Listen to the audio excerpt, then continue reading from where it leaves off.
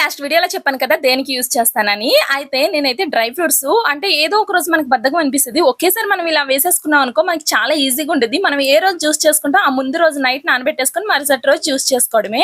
చాలా టేస్టీగా ఉండిద్ది. మా పాప కోసం అయితే ఒకప్పుడు డైలీ అంటే ప్రతి నెల 1000 అయితే సైడ్‌కి తీసిద్దని డాక్టర్‌కి. అలాగే దానికి జ్వరం వచ్చేది ఎప్పుడు కూడా.